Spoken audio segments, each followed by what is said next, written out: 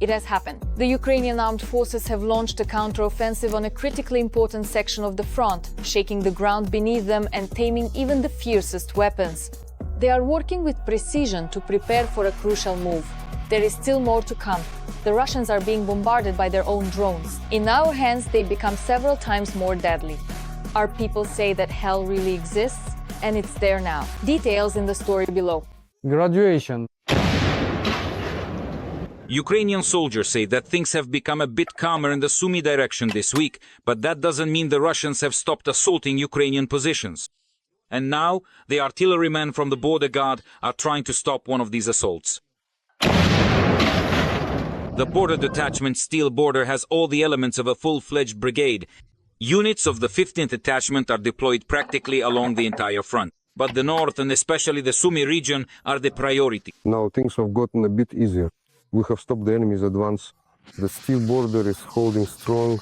If you look at the deep state map, that little bump, it's exactly the section where the border guards of the Steel Border are defending our country today. And they truly stand as a steel barrier in this area. And the enemy is stopped here by museum weapons. To the battle. BS-3 gun from the year 1944. These usually stand as monuments. And what are its advantages? Long range. Is the barrel rifled? This provides long range. Yes, yes. With their old cannons, the border guards precisely destroyed an enemy self-propelled gun and enemy fortifications several kilometers from the front line. The enemy is searching for these gunners with drones. We hear something in the sky. It could be either UAV, something like a Gerbera, right? Or Shahed? yes, indeed. It has finally been successfully shot down. Here's a Gerbera drone that was just shot down, a cheap version of the Shahed.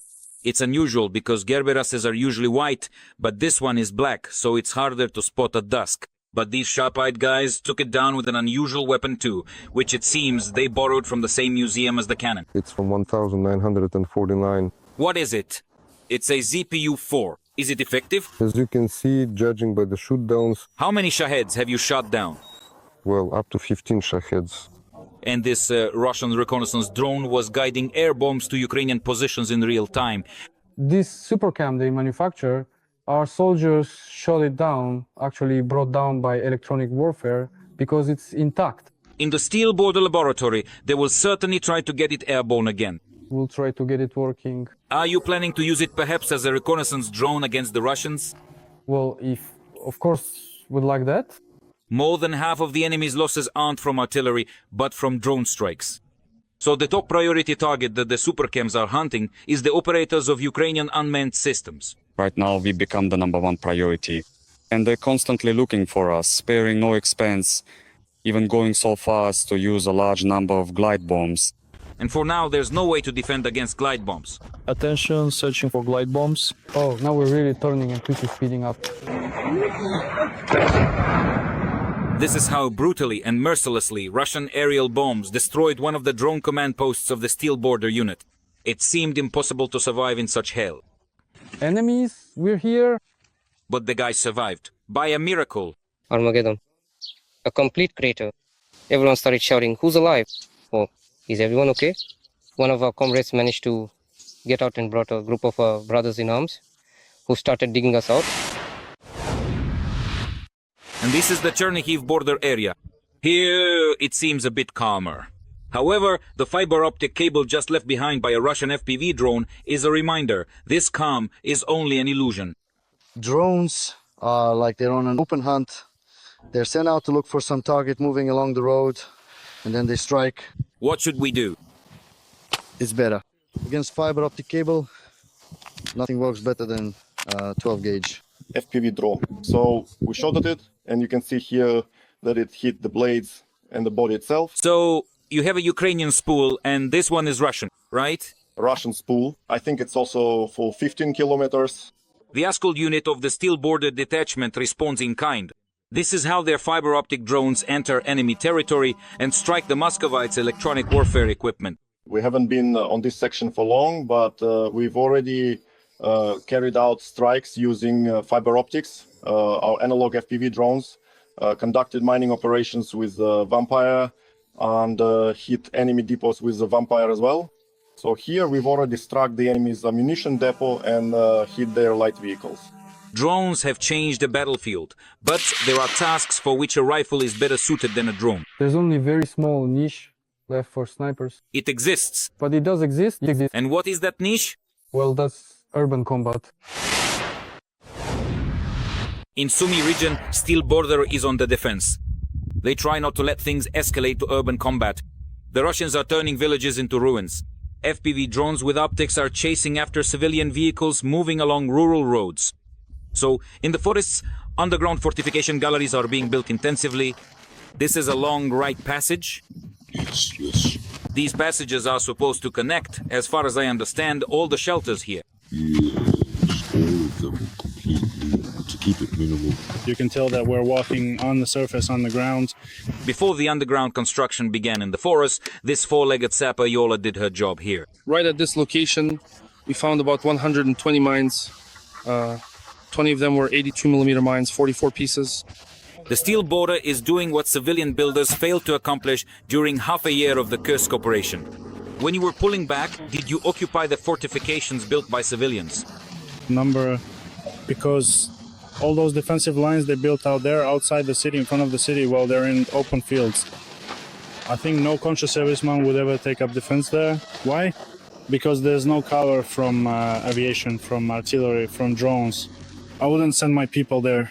In dense forests, it's possible to bring the medical stabilization point as close to the front line as possible.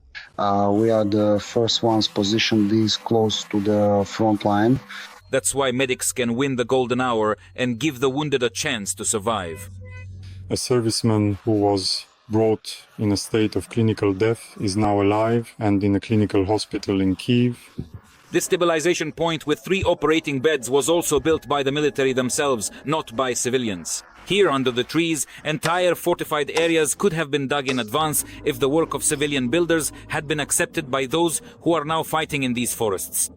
The forests here stretch almost to the border, so there is a good opportunity to camouflage these small American cannons. That is why they remain effective in the Sumy region. Here is another historical rarity from the border guards, the M101 cannon. These cannons remember the war in Korea and even World War II, but they have proven to be relevant even in the era of all-seeing drones. If only our wheels were on the BS-3, when it fires, it produces a very large volume of gas and flame. A really big one. Here, that's not the case. You can fire it at night. There's no chance you'll be spotted. It's as quiet as a whip. That's probably precisely why this former music teacher, who is now a skilled gunner and who fought bravely with the formidable BS-3, ultimately swapped the venerable Soviet relic for a more modern American one, carefully keeping a stylish tattoo as a lasting memento of the old, powerful cannon. We can play a tune on this one too, if needed. The local Sumy native with the call sign Partisan is driving the Russians away from his own home with a howitzer. And here's another surprise somewhere nearby. His former students are fighting too. I'm especially pleased that those very students are here. As far as I remember, about 3 or 4 of them are currently serving in the armed forces. Students joined military? Yes. We hope that bullets, shrapnel and drones pass by the music teacher and his students, because only thanks to such sincere and caring people do we have a chance to defend our home. Andrei Tsaplienko, Alexander Shian, Ivan Shevtsov, Serhiy Parfilov, TSN Week, 1+1, Marathon, United News. Long-range weapons for strikes deep into Russia. Ukraine is about to receive a powerful reinforcement. This will be a real game-changer. The Kremlin is on the verge of a nervous breakdown. There's a list of high-value targets that our forces will take out on the very first day. Allies are uploading a direct course for revenge. More details about the weapons designed for the total elimination of the enemy in the following report. Every voice matters. Join our community, support independent journalism and help us bring you the truth from Ukraine. Become a member of Ukraine today. Join us now. Hundreds of long-range missiles and drones for defense and the destruction of the military potential of the aggressor country's army. Such weapons are already being produced at Ukrainian factories, with Germany funding the production. The head of the operational headquarters for Ukraine, Major General Christian Freuding, assures that some of the systems will be ready by the end of July. The first long-range weapon systems are planned to be delivered by the end of July. This is an agreement between the Ministry of Defense of Ukraine and the local industry, which Germany initiated and began funding only at the end of May, and in large 3-digit figures. This will significantly strengthen Ukrainian air defense and Ukraine's capabilities in the coming weeks and months. The corresponding agreement was signed at the end of May by Ukraine's Minister of Defense Rustem Umerov and Germany's Defense Minister Boris Pistorius. This became yet another signal of full support for Ukraine. Germany is among the global leaders in supporting Ukraine and the rules-based world order. And the rules must be preserved so that normal life for people can also be preserved. It is important that we are working together to bring peace closer and to help our people, to give them greater security. Long-range weapons are one of the ways to deter the enemy. It is necessary in order to strike deep into Russia and destroy strategically important targets. This is emphasized by the spokesperson of the Ukrainian Volunteer Army, Serhiy Brachuk. These are strikes on relevant airfields, storage bases, large arsenals where cruise missiles and other aviation weapons are kept. And of course, this will reduce the fire pressure both on the front line of direct combat and naturally in our rear. Ukraine needs to shut down at least half of the production potential of the aggressor country, noted Vadim Kushnikov, an analyst for the Militarny portal. The Russians plan to produce up to 70 to 80 Iskander-type ballistic missiles in order to establish a parity in air attack capabilities.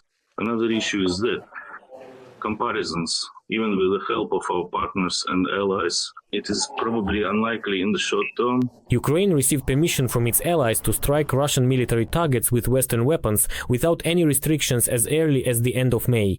Therefore, experts note that the likelihood of further escalation from Putin is no longer being discussed. All the more so since this long-range weapon was manufactured in Ukraine. Will there be an escalation? The Russians are already operating at full capacity.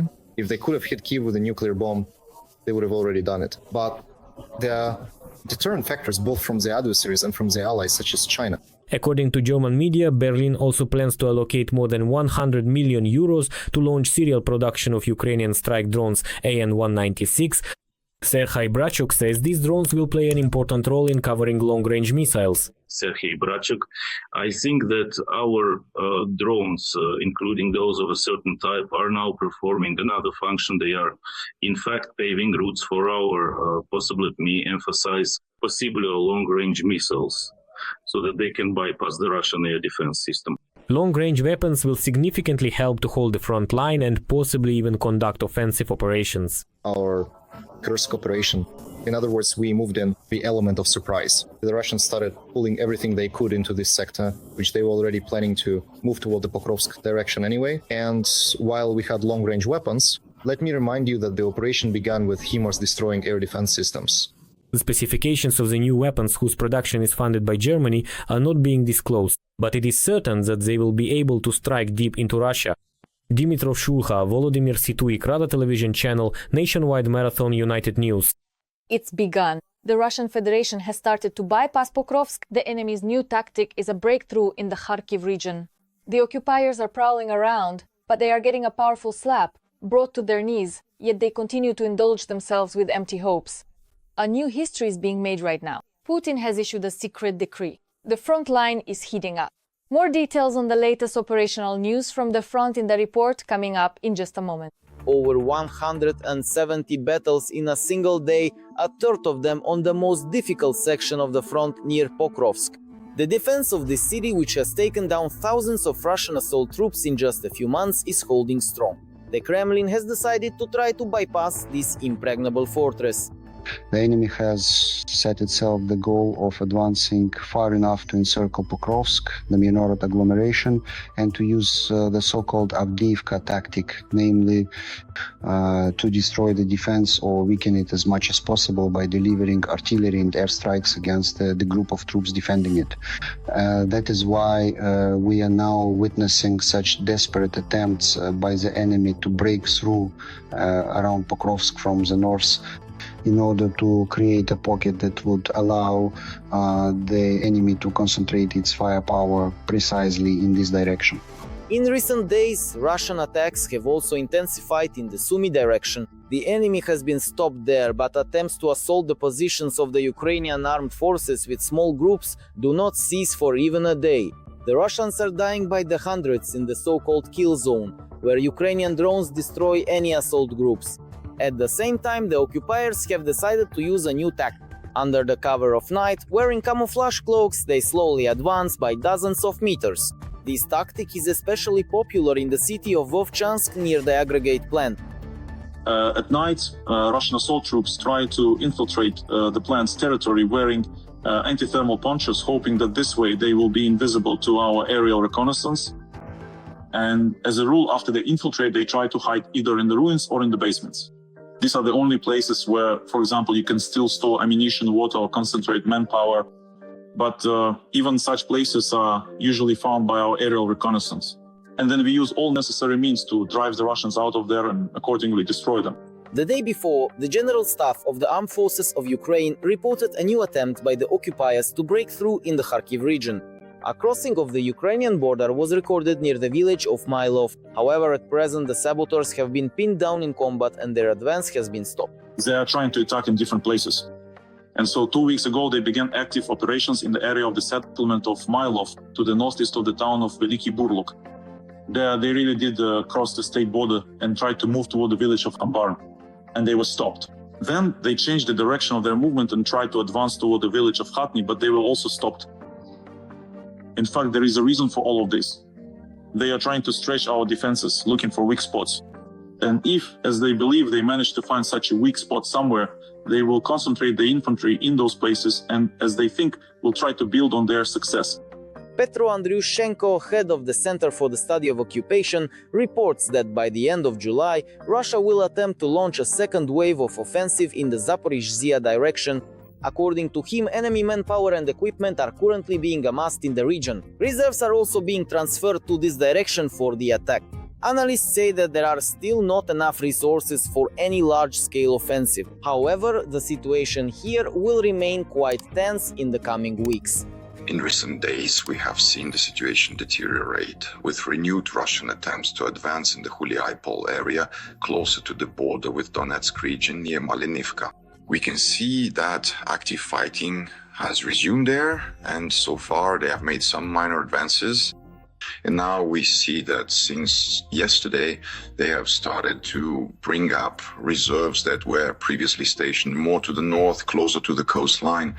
So they are now starting to move them closer to the actual front line. At the same time, fighting of varying intensity continues along the entire front line. 5,500 shellings just in the last 24 hours. Having received the last 50 days for war from Trump, Putin is desperately trying to snatch whatever he can for his thugs before it's over. When we talk about the 11 directions where the Russians are attacking, it's important to understand that in some areas the attacks are tactical in nature, while in others it's a meat grinder. These are the main directions of the enemy's strikes, where thousands of shells, FPV drones, other weapons and aerial bombs are fired in a single day.